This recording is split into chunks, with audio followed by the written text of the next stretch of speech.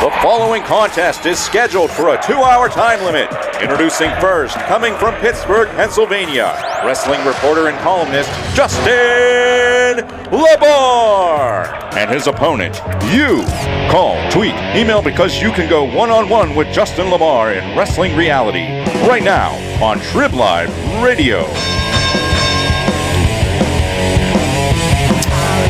You're only a wrestling fan if you're having fun today. That's right, it's a Tuesday. Pittsburgh's mad, the weather's cold, it's cloudy, Steelers are losing, but if you're a wrestling fan, none of that matters. Tonight, live SmackDown, Consol Energy Center. Not only is it SmackDown, you got Saturday Morning Slam, you got Main Event, you got SmackDown, and then you have Raw next week, the episode that will air on the Christmas Eve on Monday.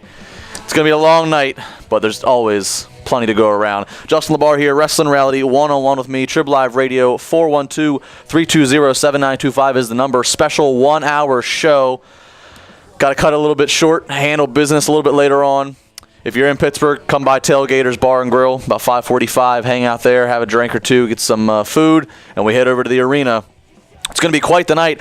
It could be the wrap-up of potentially the best 72 hours in WWE in 2012 that's not WrestleMania week. WrestleMania is in a league of its own. You can't even count that. You know, WrestleMania takes place, Brock Lesnar comes back, all that excitement. But here we are in December, where normally we get wacky-ass champions. Normally we get Slammy Award voting shows, which, by the way, the voting doesn't matter. Get over it.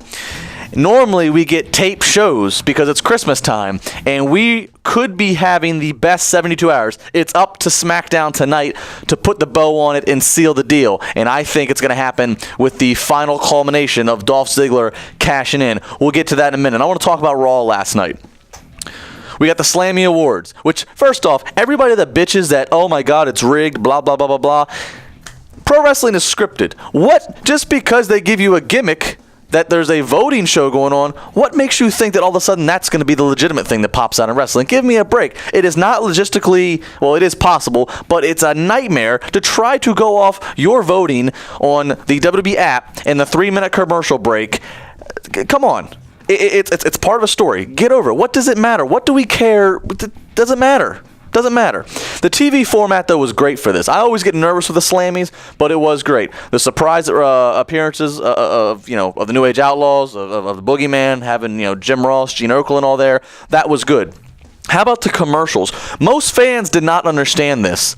WWE did not have technical difficulties, and WWE was not overcompensating commercials because tonight's commercial free.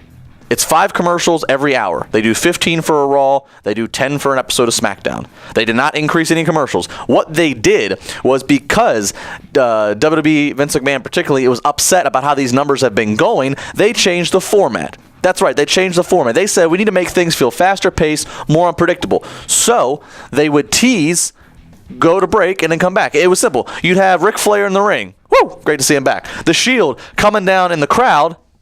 Cut to commercial. You come back, a fight's ensued, a brawl's going on, and then we get to see the culmination of how that brawl ends. People, we missed the Shield come down and jump the barricade and again, why did they go to commercial then? You didn't turn the channel, did you? You hung on all 3 minutes, and watched the commercials, and you waited for it to come back. You didn't miss anything. They jumped the barricade, started fighting. They came back. You missed a couple punches being thrown. You didn't miss anything. It was perfect. When Ric Flair, when they prompt that we have Superstar of the Year category coming up with a special presenter, and then all of a sudden you hear Ric Flair's voice and you hear, woo, woo, woo. People thought, oh, somebody's going to get fired. Somebody accidentally turned on Rick's mic. What do you think? Rick's standing behind the curtain, jigging around, going, woo, woo, woo. No, come on. It's a tease. It's a tease. What did you do for the next 3 minutes? I guaranteed you kept it on USA Network. It's all beautiful television format. Kudos to the Shield. What a debut match. We'll talk more about that as the hour goes on. Debut match at WWE TLC. Everything that needed to happen, happened, and everything that didn't need to happen, thankfully, did not. Dolph Ziggler, tonight, him and the Big Show up against John Cena and Sheamus. Now, that does look like your typical SmackDown Tag Team Teddy Long special, but look at it this way. You got Sheamus and Big Show. You know they cancel each other out. You know Big E Langston's going to be roaming around. That's the guy it was not a black Ryback on steroids. It was Big E Langston last night that comes up from developmental and takes out John Cena. It leaves Dolph Ziggler standing. Dolph Ziggler cashes in. This is the last bit of live WWE programming of 2012 before they start taping everything else for the next 10 days.